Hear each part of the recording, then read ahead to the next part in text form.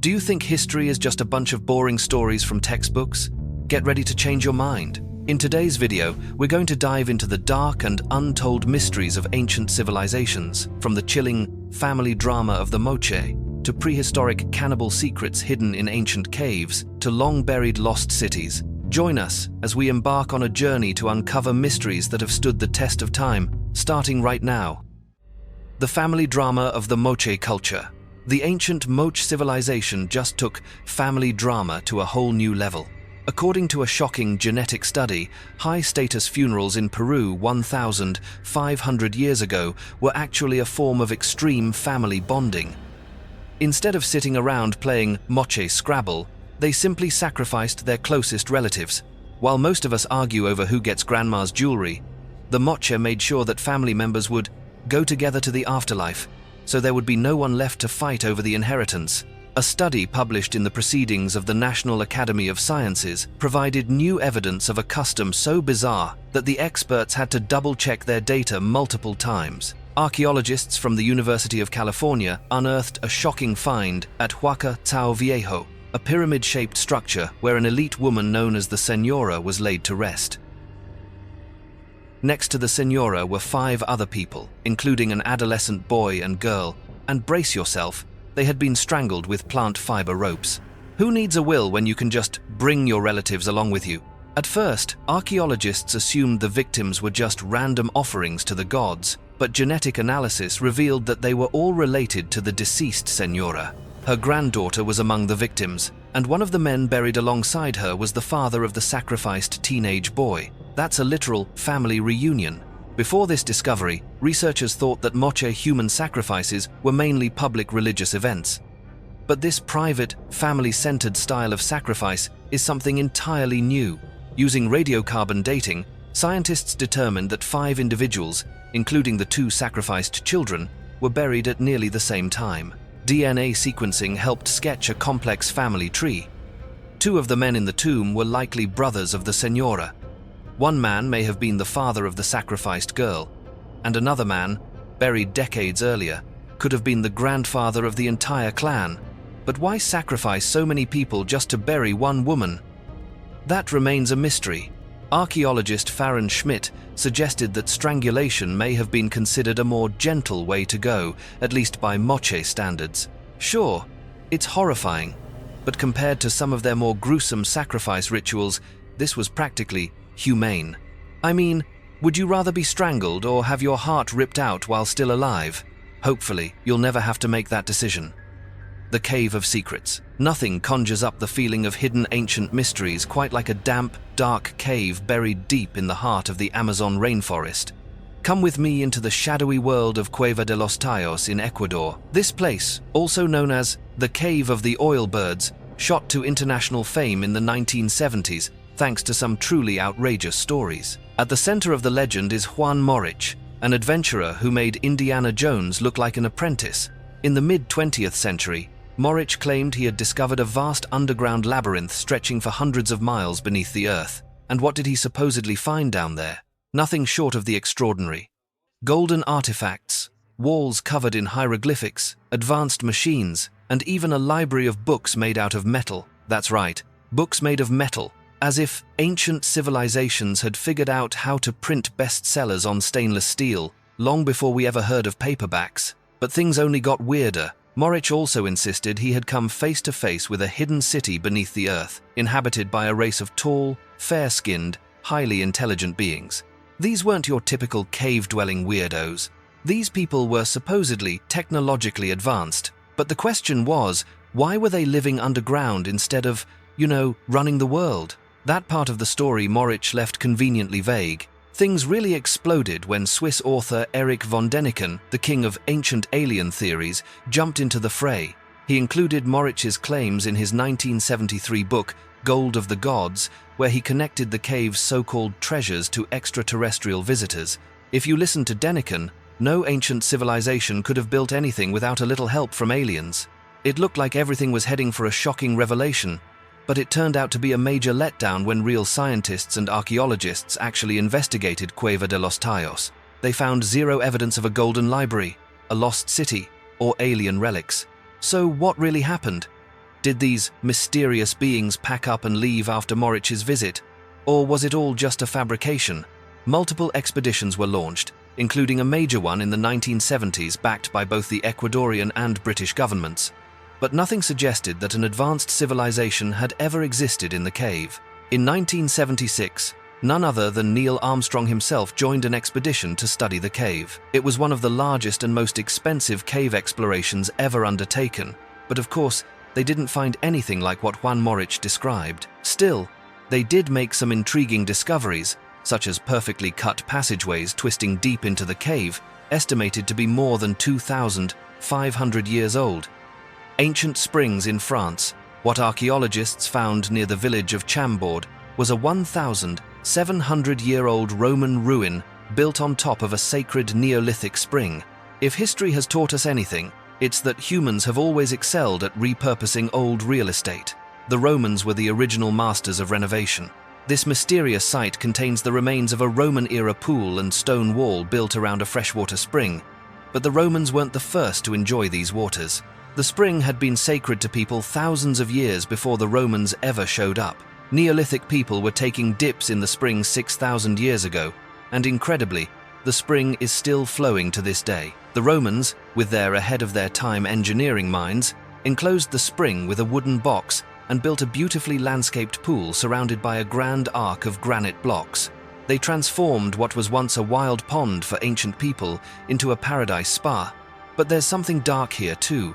Something that probably should have stayed buried underground.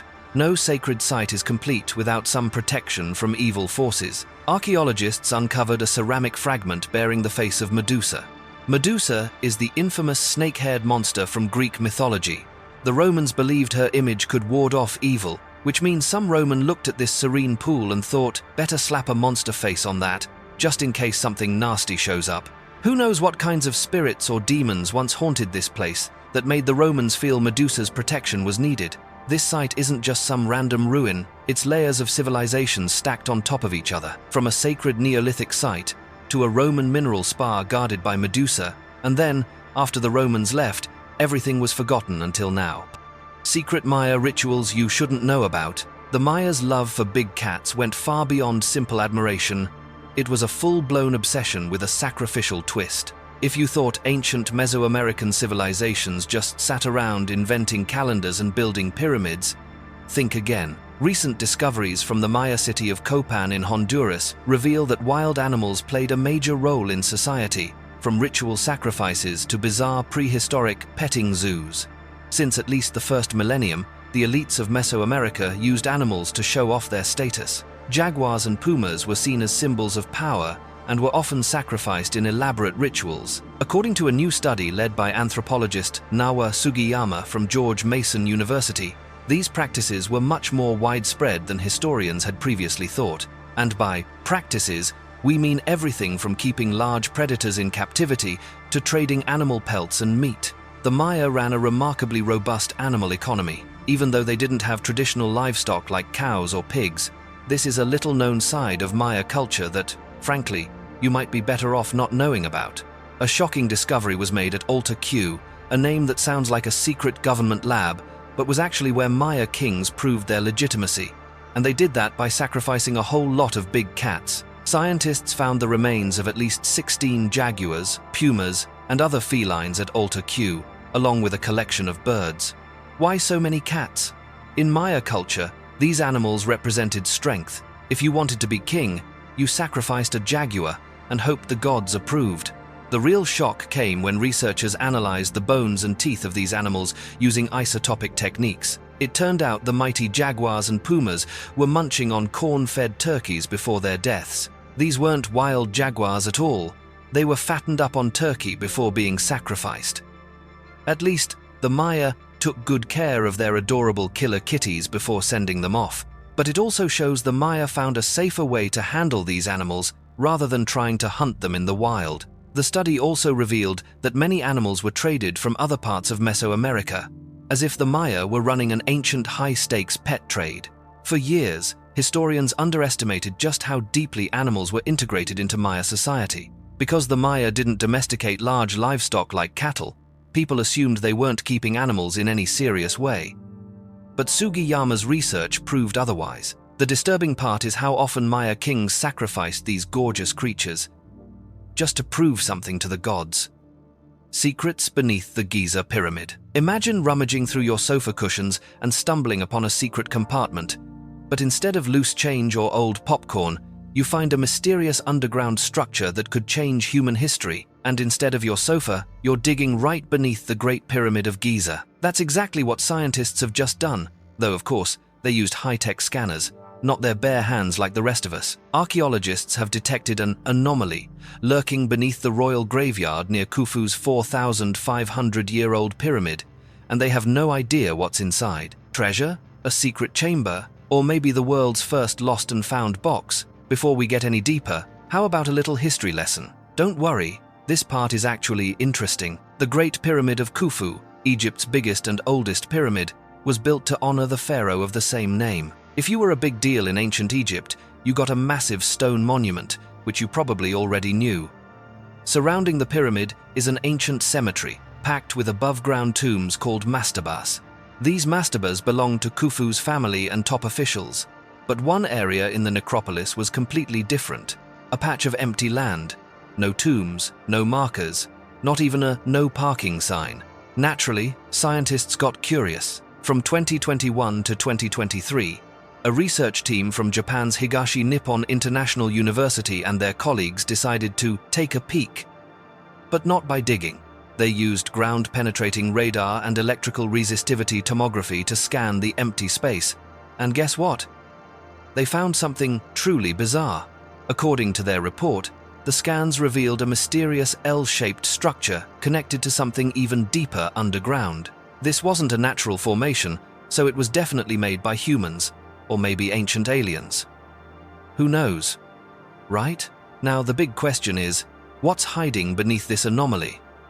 The upper structure is about 33 feet long and buried 6.5 feet underground. Scientists think it might have been an entrance, but it was later filled in with sand. Beneath the sand-filled entrance is a deeper, highly resistive anomaly. In science speak, that means the researchers have absolutely no idea what they're dealing with. According to Live Science's Owen Jarus, this lower structure could be an empty chamber, a storage area, or just a space packed with sand and gravel. Worst-case scenario. It's ancient Egypt's least successful basement renovation project. Best-case scenario. It could be a hidden royal tomb, or a sealed coffin containing the body of an Anunnaki. Excavations are now officially underway, and the experts are eager to see what's waiting deep below the surface.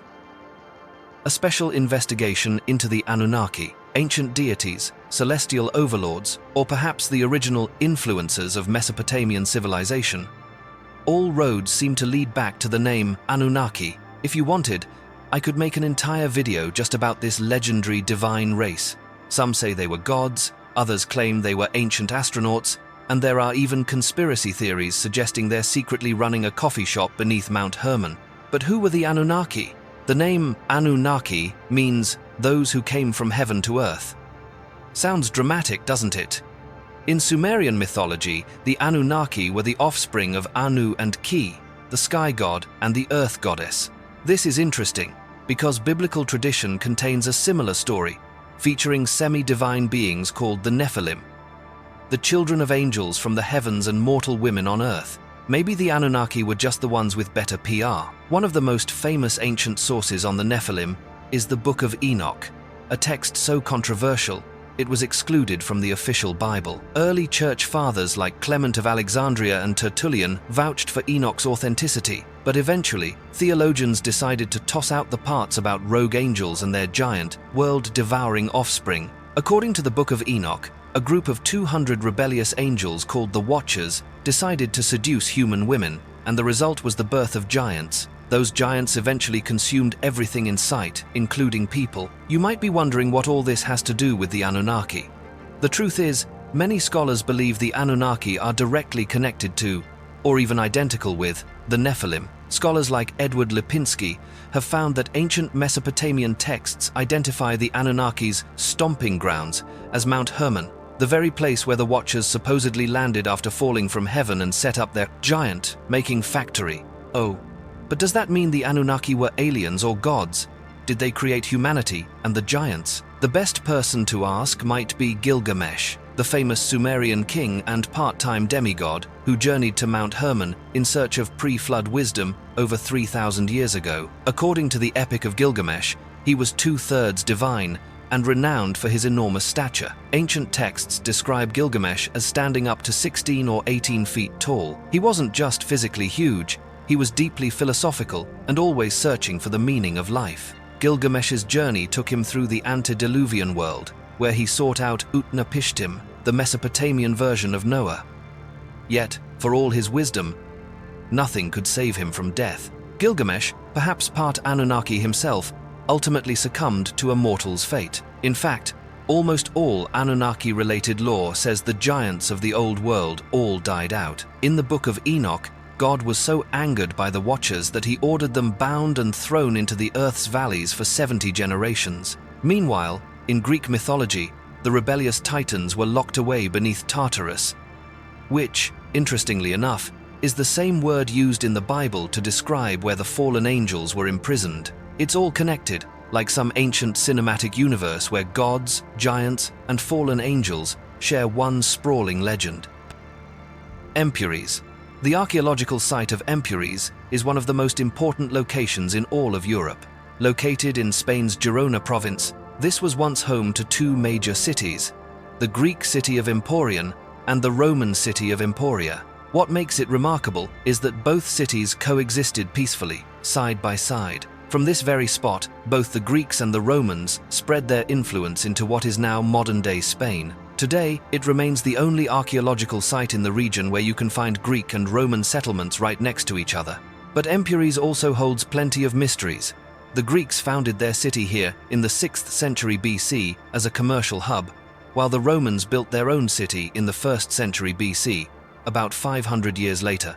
Both cities flourished through trade and, incredibly, never clashed with each other. However, in the 3rd century AD, the entire region was abandoned. People from both cities packed up and left, allowing their grand structures to crumble over time.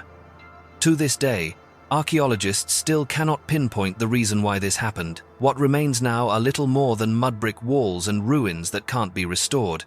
Still, there is hope that more clues will be uncovered as excavations continue. The mysterious Byzantine Church. When Basilica San Vitale in Italy was still under construction, Byzantine Emperor Justinian invaded the region in the 6th century. Justinian carried on building this magnificent church, turning it into his own personal statement and a monument to honor Jesus Christ. Today, Basilica San Vitale is the only church from the Byzantine era that remains intact, and it stands as one of Italy's most impressive structures, adorned with stunning mosaic artworks from the Byzantine Empire. From the outside, the church is so striking, it's hard to believe it really exists. Inside, the mosaics are breathtakingly beautiful. Thanks to Justinian continuing the project after conquering Italy, he was able to weave images of himself and his wife Theodora into the church's artwork, portraying them as near-divine rulers, even if that wasn't exactly the case in real life. One of the greatest mysteries of this Byzantine church is who it was truly dedicated to. Almost nothing is known about the life of Saint Vitalis. One story claims he was born in Milan and was buried alive while still breathing in Ravenna. Another says he was tortured before being entombed. There are even rumors that his wife and children were also killed as martyrs. However, it's possible the church stands on the execution site of a different martyr, Saint Vitalis of Bologna. In those days, there were so many saints and martyrs that even historians today have trouble telling who's who. Thanks for watching. Leave your comments below, and don't forget to subscribe so you won't miss the latest mysterious archaeological discoveries. See you next time.